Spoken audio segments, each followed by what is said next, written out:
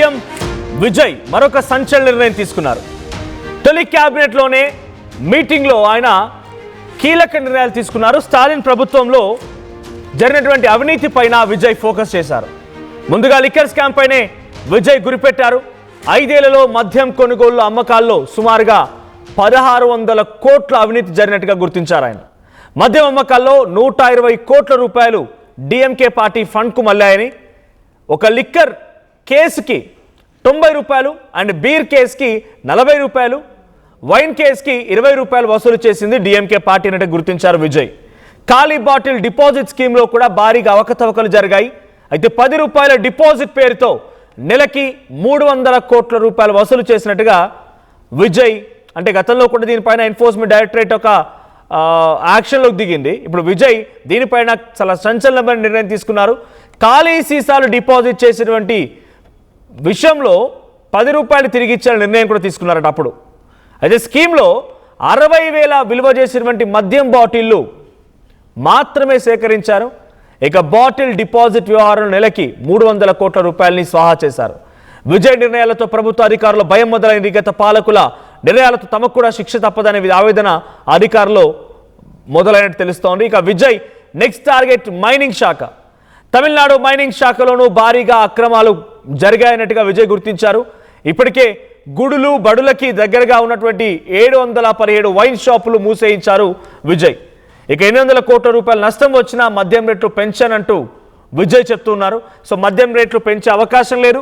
And schools and college దగ్గర ఉన్నటువంటి temples దగ్గర ఉన్నటువంటి వైన్ షాప్స్ని సుమారుగా 700 పైచిలకు వైన్ షాప్స్ని తొలగించడం ఒక ఎత్తు. మరోవైపు నిన్న క్యాబినెట్ మీటింగ్లో ఫస్ట్ మీటింగ్లోనే ఆయన లిక్కర్కి సంబంధించినటువంటి స్కామ్ల పైన వెలుగుతూ అంటే బయటకు తీయాలి, వాటిని వెంటనే చర్యలు చేపట్టాలన్నట్టుగా నిర్ణయం తీసుకున్నట్టు తెలుస్తోంది. సో ఆంధ్రప్రదేశ్లో ఇటువంటి మాదిరిగానే ఒక లిక్కర్ స్కామ్ జరిగింది, ఢిల్లీలో ఒక లిక్కర్ స్కామ్ జరిగింది, ఇప్పుడు తమిళనాడులో జరిగినటువంటి ఈ లిక్కర్ స్కామ్ బట్టబయలవుతోంది. దీని ప్రకారంగా బీర్ కేసుపై 40 రూపాయలు, లిక్కర్ కేసుపై 90 రూపాయలు అండ్ అటువైపు వైన్ కేసుపై 20 రూపాయలు అదనంగా వసూలు చేశారంట. ఇదంతా ఎక్కడికి వెళ్ళింది? డిఎంకే పార్టీకి సంబంధించినటువంటి నేతల దగ్గరికి వాళ్ళ జేబుల్లోకి వెళ్ళింది. దీంతో పాటుగా బాటిల్ డిపాజిట్ విషయంలో కూడా 300 కోట్ల రూపాయల అక్రమం జరిగినట్టుగా గతంలో ఎన్ఫోర్స్మెంట్ డైరెక్టరేట్ కూడా ఈ విషయం పైన కొంత ఎంట్రీ ఇచ్చి విచారణ చేపట్టాలని చూసింది. కానీ కోర్టు డైరెక్షన్తో ఎన్ఫోర్స్మెంట్ డైరెక్టరేట్ వెనక్కి అడుగు వేసింది. ఇప్పుడు విజయ్ సీఎం హోదాలో ఉన్నారు కాబట్టి మరి ఎటువంటి విచారణ జరిగిందో చూడాలి. దీనికి సంబంధించి డీటెయిల్డ్ అప్డేట్స్ మా ఏపీ ఇన్పుట్ అటు కృష్ణమోహన్ ఇస్తారు. కృష్ణమోహన్, సో గతంలో ఏపీలో కూడా మనం ఒక లిక్కర్ స్కామ్ చూసాం, ఇంకా అది జరుగుతూనే ఉంది. రేపు మాపు జగన్ కూడా నోటీసులు ఇస్తారు ఈడీ అని చెప్పి ఒక చర్చ జరుగుతున్న తరుణంలో తమిళనాడు మాజీ ముఖ్యమంత్రి స్టాలిన్ కూడా ఈ లిక్కర్ స్కామ్ ఉచ్చు బిగియబోతోంది. సో విజయ్ చాలా సీరియస్గా ఉన్నారు. దీనిపై ఇన్వెస్టిగేషన్ కూడా స్టార్ట్ చేసే అవకాశం కనబడుతోంది. డీటెయిల్స్ ఏంటి, ఎటువంటి స్కామ్ జరిగింది, విజయ్ ఏం చేయబోతున్నారు? మనోజ్, బేసిక్ గా ఆంధ్రప్రదేశ్ లో ఏదైతే 3,500 కోట్ల రూపాయలు లిక్కర్ స్కామ్ అంటే ఈ లిక్కర్ స్కామ్ లో కిక్ బ్యాక్స్ ఏవైతే ఉన్నాయో వసూలు చేయడం, ఒక్కొక్క కేసుకి ఇంత రూపాయలు. అయితే సేమ్ అదే తరహాలో తమిళనాడులో కూడా ఈ లిక్కర్ స్కామ్ జరిగింది అనేది ఎన్నికల టైంలో కూడా విజయ్ ఇదే పదే 2-3 సార్లు మాట్లాడారు. మీరు చేసిన అవకతవకలు మొత్తం కూడా బయట పెట్టాలని చెప్పిన పరిస్థితి.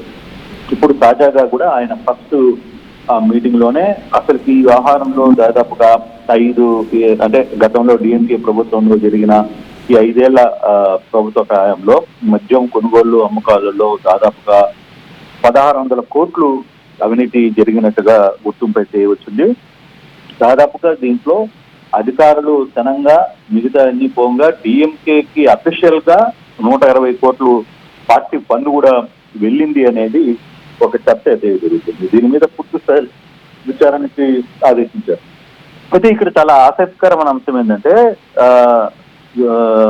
అంటే ఏపీలో లిక్కర్ కేసుకి 45 రూపాయలు వసూలు చేస్తే ఇక్కడ లిక్కర్ కేసుకి 90 రూపాయలు వసూలు చేశారు. బీర్ కేసుకి 40 రూపాయలు వసూలు చేసిన పరిస్థితి అయితే చాలా స్పష్టంగా కనపడుతుంది. ఈ విధంగా వైన్ కేసుకి 20 రూపాయలు, ఈ విధంగా డిఎంకే దాదాపుగా 1600 కోట్ల రూపాయలు అవినీతికి పాల్పడింది అనేది కొంత చర్చ ఉంది. గతంలో కూడా దీని మీద ఈడీ ఎంటర్ అయింది, కాకపోతే అక్కడ ఉన్న కోర్టు ఆదేశాల మేరకు దాని లోపలికి పోలేదు. అయితే ఇంకొకటి సమస్య ఏంటంటే ఖాళీ బాటల్స్ డిపాజిట్ అనేది, అంటే ఒక ఖాళీ బాటిల్ డిపాజిట్ 10 రూపాయలు వెనక్కి ఇస్తారు. దానికి సంబంధించిన దాంట్లో కూడా 300 కోట్ల రూపాయలు డిపాజిట్ పేరు మీద వసూలు చేశారు. దీంట్లో చాలా పెద్ద స్థాయిలో ఈ స్కామ్ జరిగింది. దీనికి సంబంధించిన దీంట్లో కూడా ఖాళీ బాటిళ్ళు డిపాజిట్ చేస్తే 10 రూపాయలు ఇచ్చే నిర్ణయం తీసుకున్న టైంలో 60,000 విలువ చేసే మద్యం బాటిళ్ళు మాత్రమే దీంట్లో సేకరణ చేశారు. మిగతా అంతా కూడా అంటే లెక్కలు చూపించారు. ఆ విధంగా 60,000 మాత్రమే చూపించారు. వసూలు చేస్తుంది దీనికంటే చాలా పెద్ద ఎత్తున 300 కోట్లు స్వాహా చేశారు దీంట్లో అనేది. అంటే విజయ్ ఈ నిర్ణయాలతో అంటే నేను ఫస్ట్ క్యాబినెట్ లో ఆయన మాట్లాడారు. తర్వాత మద్యం అధికారులతో కూడా ఆయన దీని మీద చర్చ చేశారు. దీని మీద పూర్తి స్థాయి ఎంక్వైరీ చెప్పాలి అని చెప్పిన పరిస్థితి అయితే ఉంది. అంటే ఓవరాల్ ఈ సబ్జెక్ట్ లో ఒక మద్యం కేవలం మనం గతంలో చూసాం. ఢిల్లీలో జరిగిన లిక్కర్ స్కామ్ లేదు, ఆంధ్రప్రదేశ్ లో జరిగిన స్కామ్ ఇంకా నడుస్తుంది. దాని మీద ఇప్పటికే 60 మంది మీద కేసులు పెట్టారు. దాదాపుగా 22 మందిని అరెస్ట్ చేసిన పరిస్థితి ఉంది. ఇప్పుడు తిరిగి అది తాడేపల్లి ఇంటి దాకా వెళ్తున్న పరిస్థితి కూడా మనం చూస్తున్నాం. ఈడీ నోటీసులు ఇచ్చే అవకాశం ఉందని తెలుస్తోంది. సో ఇటువంటి జరుగుతున్న సమయంలో ఇప్పుడు ఇది ఎవరికి తమిళనాడులో టాలెంట్ చుట్టుకోబోతుందా, లేదు టాలెంట్ కుమారుడికి లిక్కర్ స్కామ్ చుట్టుకోబోతుందా అనేది చూడాల్సిన పరిస్థితి. కేవలం లిక్కర్ ఒకటే కాదు, ఆయన మైనింగ్ వ్యవహారం మీద కూడా పూర్తి స్థాయిలో దృష్టి పెట్టారు. ఈ మైనింగ్ లో కూడా ఇసుక అక్రమ రవాణా, ఆ తర్వాత ఇతర అంశాలకు సంబంధించిన వ్యవహారంలో, సిలికాకు సంబంధించిన వ్యవహారంలో కూడా పెద్ద ఎత్తున అవకతవకలు జరిగాయి అనేది ఇప్పటికే చర్చ జరుగుతోంది. సో ఈ 2 ఎపిసోడ్స్ కానీ కొంత సీరియస్ గా తీసుకుంటే డిఎంకేకి కొంత ఇబ్బంది జరిగే పరిస్థితి అయితే ఉంది. ఇప్పటికే విజయ్ వ్యవహారం మీద చాలా సీరియస్ గా ఉన్నారు. దానికి సంబంధించిన పూర్తి స్థాయి ఇన్వెస్టిగేషన్ కొంతమంది అధికారులు ఇప్పుడే సీఎం దృష్టిలో కూడా పెట్టారు. జరిగిన ఇప్పుడు ఎక్కడెక్కడ జరిగాయి, ఎక్కడెక్కడ ల్యాప్స్ జరిగాయి, ఎంత కోట్లు ఇవన్నీ జరిగాయి. అయితే ఇప్పటి వరకు అరెస్టులు అనే అంశం మీద ఇంకా రాలా. అది రాబోయే రోజుల్లో త్వరగా ఆ అంశాల దాకా కూడా వచ్చే పరిస్థితి అయితే కనపడుతుంది. దీనికోసం సపరేట్ గా సిట్ వేస్తారా లేకపోతే ఏంటి వేస్తారా అనేది కూడా కొంత దగ్గరగానే కనపడుతుంది. దాదాపుగా ఇటీవల విజయ్ మద్యం కేసుకి సంబంధించి అంటే మద్యానికి సంబంధించిన స్కూళ్ళు, బడులు వాటి అన్నిటి దగ్గర కూడా మద్యం షాపులు తొలగించిన నేపథ్యంలో 800 కోట్లు తనకి నష్టం వచ్చినా సరే నేనైతే మద్యం రేట్లు పెంచనని చెప్తున్నాడు. అలాగే కొన్ని షాపులు తెరిచేది లేదు అని కూడా క్లియర్ ఇండికేషన్స్ అయితే ఇస్తున్న పరిస్థితి. అక్కడ కూడా ఈ దెబ్బకి షాపుల్లో అన్నింటిలో లేకపోయేసరికి మద్యం తాగే వాళ్ళందరూ కూడా క్యూ లైన్ లో నిలబడుతున్న పరిస్థితి కూడా చూసాం. గతంలో 2019లో కూడా లిక్కర్కి సంబంధించిన వ్యవహారాల్లో పోలీసులు మద్యం షాప్ ఎదుటిగా ఏ విధంగా క్యూ లైన్ లో ఉండి టైం ప్రకారం మద్యం తీసుకున్నారో అదే విధంగా ఇక్కడ కూడా పరిస్థితి కనబడుతుంది. కానీ ఇది గవర్నమెంట్ కి నష్టమా లాభమా, ఓట్ బ్యాంకింగ్ పరంగా చూసుకుంటే ఏ విధంగా ఉంటుంది, అక్కడ ప్రజలు ఎట్లా రియాక్ట్ అవుతున్నారు. కానీ స్కూల్స్, దేవాలయాల దగ్గర షాపులు మూసివేయడం పట్ల విజయ్ ఒక మంచి మార్క్ మైలేజ్ వచ్చింది. కానీ దీని వ్యవహారంలో ఎలా ఉండబోతుంది అని చూడాలి. డిఎంకే దీని మీద ఏ విధంగా స్పందిస్తుంది అని చూడాలి. రాబోయే రోజుల్లో డిఎంకే పార్టీకి చెప్పలు తప్పవా అనే ఒక ఆలోచన కూడా అక్కడ అనుకుంటున్నారు. కానీ ఈ లిక్కర్ స్కామ్ ఎంత జరిగింది, నిజంగానే 1800 కోట్లు జరిగిందా, లేదు ఫర్దర్ గా ఇంకేమన్నా జరగాల్సిన పరిస్థితి ఉందా, ఇంతకంటే ఎక్కువ జరిగిందా, దీంట్లో ఎవరెవరు కీలకంగా ఉండబోతున్నారు, వాళ్ళ పేర్లు ఏంటి అనే అంశాల మీద కూడా కొంత చర్చ జరిగే అవకాశం అయితే ఉంది. రాబోయే రోజుల్లో కొంత వ్యవహారాన్ని సీరియస్గానే తీసుకుంటున్న నేపథ్యం అయితే మనకు కనపడుతుంది. మనోజ్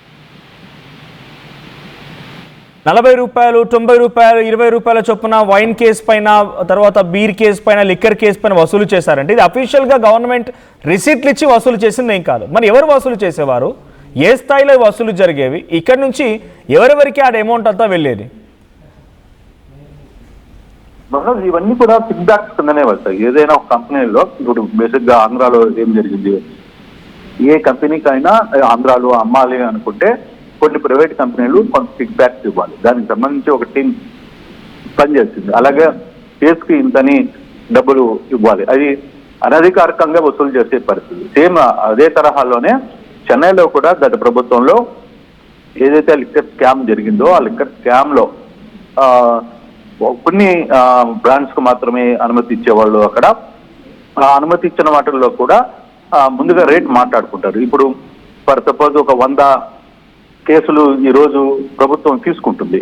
ప్రభుత్వం తీసుకున్నప్పుడు 100 కేసులకు గాను అది 40 రూపాయలు లేదు 90 రూపాయలు. ఇప్పుడు 40 రూపాయలు తీసుకుంటే 4,000 రూపాయలు అది కిక్ బ్యాక్ కింద బయటకు వచ్చే పరిస్థితి. ఆ విధంగానే ఈ వ్యవహారం అంతా కూడా నడిపింది. దీంట్లో ప్రధానంగా ఈ వ్యవహారాన్ని అప్పుడు మద్యం శాఖ అధికారులు పెద్ద ఎత్తున నడిపించారు అనేది ఒక చర్చ. దాని వెనకాల సూత్రధారులు పాత్రధారులు డిఎంకేలో ఉన్న కొంత కీలకమైన వ్యక్తులుగా ఉన్నారు అనేది కొంత చర్చ జరుగుతుంది. అది అంటే ఇప్పుడు దాకా దీని మీద ఓన్లీ విచారణ దీని వరకే జరుగుతోంది. కానీ ఇప్పుడు దాకా కేసులు నమోదు, ఎవరెవరు దీంట్లో ఇన్వాల్వ్మెంట్ అయి ఉన్నారు అనే అంశం మీద ఇంకా కొంత సమయం పట్టే అవకాశం అయితే కనబడుతుంది. బహుశా 2-3 రోజుల్లో దీనికి సంబంధించిన పూర్తి డీటెయిల్స్ వచ్చే అవకాశం అయితే మనకి స్పష్టంగా ఉంది Manoj. Thank you Krishnamohan. So Andhra Pradesh and Delhi తరహాలో తమిళనాడులో కూడా ఒక భారీ లిక్కర్ స్కామ్ నమోదైనట్టు తెలుస్తోంది. 1600 కోట్ల రూపాయలు అంచనా వేస్తున్నారు.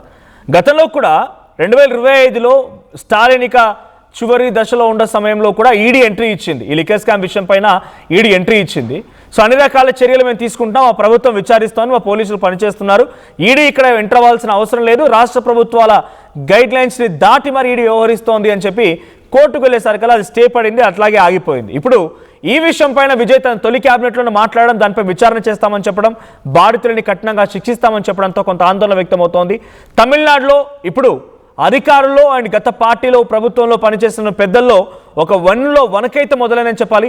విజయ్ తీసుకున్న నిర్ణయాలు, విజయ్ యొక్క ఆలోచన తీరు పబ్లిక్ నుంచి కూడా హర్షం వ్యక్తమవుతోంది. వాళ్ళు కూడా కొంత పాజిటివ్గా ఉన్నారు విజయ్ పట్ల.